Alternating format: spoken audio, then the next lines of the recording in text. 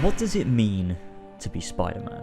With great power comes great responsibility. A famous quote from Peter Parker's Uncle Ben, a sentiment that carries Peter through his career as the hero of New York City. Having power, whether obtained on purpose or not, leaves you with the responsibility to use that power for the benefit of others. It's a lesson that not only can be applied to Spider-Man's time as a superhero, but to all facets of life, and it's something I truly admire about the line, with great power comes great responsibility. This of course translates to the concept that anyone can be Spider-Man. Anyone can be a hero. You don't even need superhuman strength or the ability to stick to walls. So long as you have power, you have a duty to use that for the benefit of others. Peter Parker is not exceptional, but he is exceptionally good. Not by nature, it's a learned trait. Through Uncle Ben, through his Aunt May, and through his own mistakes, he learns to be good, to be greater. But what is it to be Spider-Man when Spider-Man already exists? How can you ever hope to live up to the greatness he set? How can you ever hope to fill the shoes of such a giant? Well, you don't. You simply be yourself. Here we go, found my position, let's hit the road. Came along, now my people here with me, I'm in my zone. Been around the block a time or two, I tell you where to go, I tell you how to move. I got longitude and latitudes, keep it moving, that's my attitude. Looking back, I know they probably doubt me, now the city on my back, I wear it proudly. I'm a hero in the making, if I'm dreaming, you can't wake me.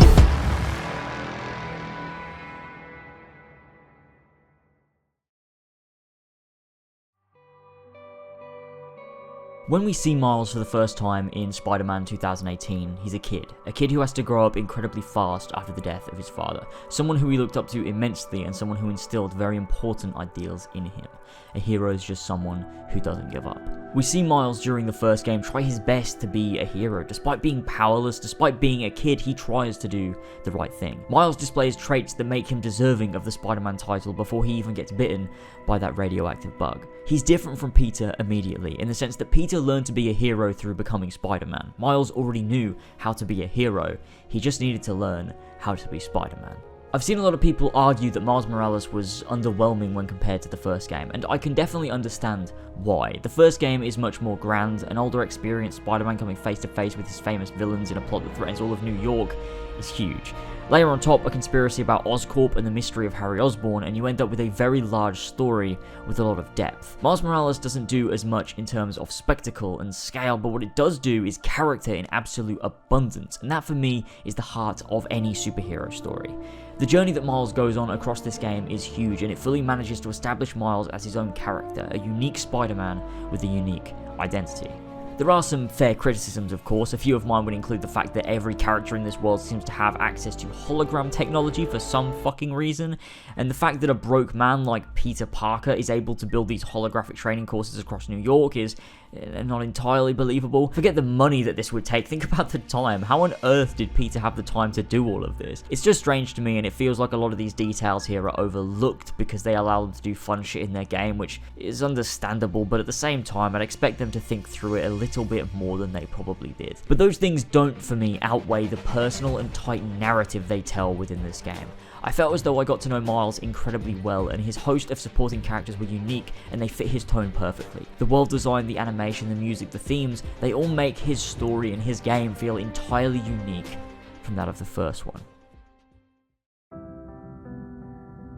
When we first meet Miles in this game, we're immediately introduced to the duality of Miles and Spider-Man, living two lives, something we've come to know incredibly well with Peter. This comes into play a little later down the line, but we establish that Peter is going away and that Miles wants to make him proud. He wants to do what's right and prove he's got what it takes to be New York's only Spider-Man. Following that, we're truly introduced to Miles' life. We explore it somewhat in the original game, but never properly. Walking around his apartment, interacting with his mother, learning more about his father's music tastes, it's that kind of identity that makes his story feel different from the first. This is all new, and I love it. Miles being Puerto Rican on his mother's side, the little bits of Spanish thrown into the dialogue really brings his character to life. There's something so incredibly endearing about his mother's shift in language when conveying care.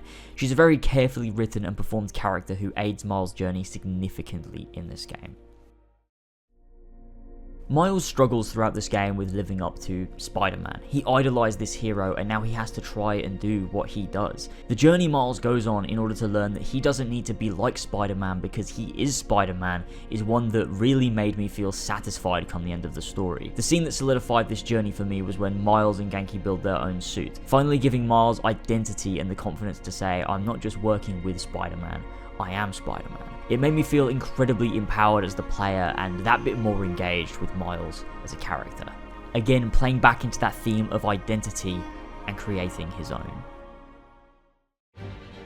Now, the best Spider-Man stories are the ones where the life of Peter and the life of Spider-Man directly interlink. In the first game, you see this in that Peter's idol and the man he worked with for years, Otto Octavius, becomes Dr. Octopus and destroys the city Peter was sworn to protect, causing a direct conflict in Peter and Spider-Man's lives. The same is done in Miles Morales. Finn, an old friend of Miles, comes back into his life just as a new villain called the Tinkerer is causing havoc in New York. But the great thing here is that it's not cut and dry like with Otto. Finn means well.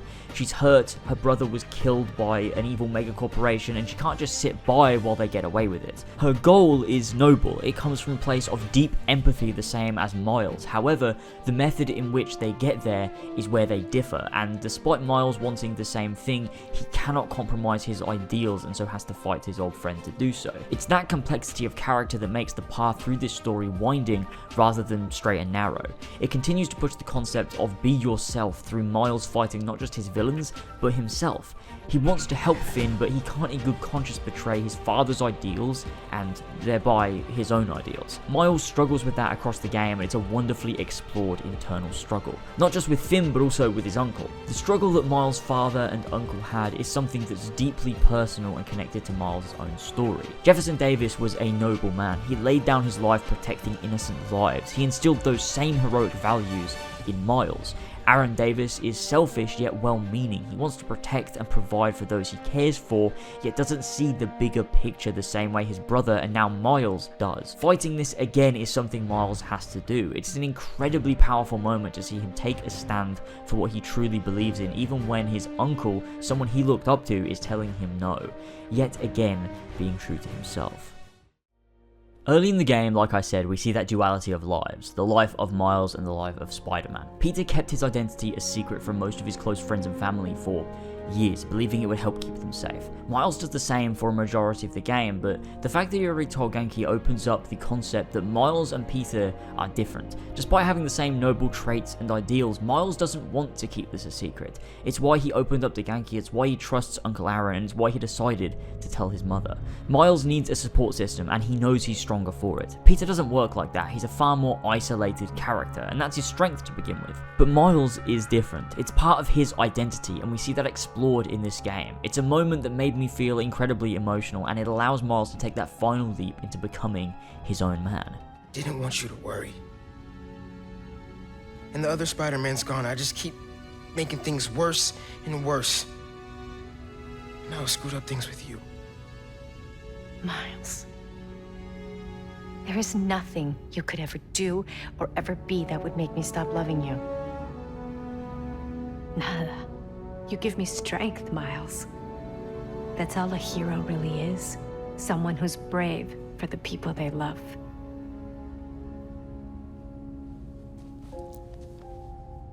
Just a guy who doesn't give up.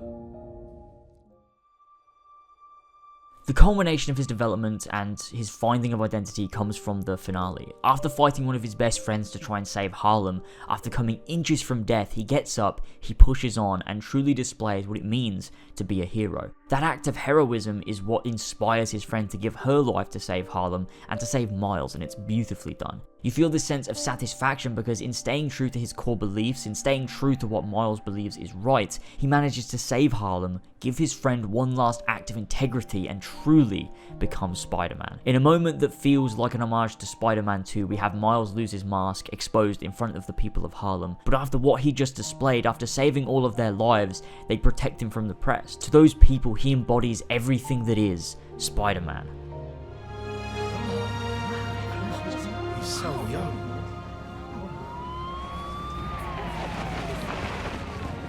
Hey, get out of here, kid. We'll take care of them.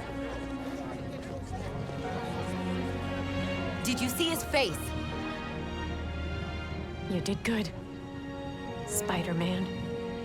Thanks. Who is he? That guy? He's our Spider-Man.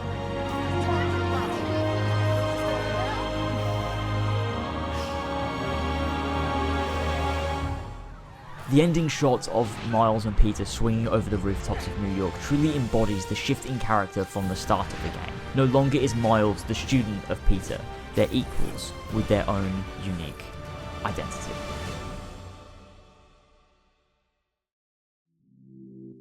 Thank you very much so much for tuning into this video. It obviously wasn't a super long one to kick off 2021, but this is something that I desperately wanted to talk about. There's obviously aspects I could go into, like the gameplay, the combat system, the way that they've revamped a lot of those things, and the way that side quests work, but I feel that most reviews at this point have already discussed all of those, and this wasn't really meant to be a review of the game. I might talk about those things on future streams or maybe even in future videos, but really what I wanted to do here was touch upon what made Spider-Man Miles Morales so special for me, what made it such a unique and interesting and engaging experience for me. Because I've seen a lot of criticisms online that Spider-Man Miles Morales was an underwhelming game, that it didn't really do a lot and was nowhere near as good as the first, it was too short, etc. And let me tell you, after playing Assassin's Creed Valhalla that I sunk 75 to 80 hours into, playing a game that was under 10 hours long to beat the entire thing was fucking good. Thank you for that. A game's worth is not dependent on its length, it's dependent on the quality of content, and I felt the quality of content in Miles Morales was impeccable. I thought it was absolutely fantastic.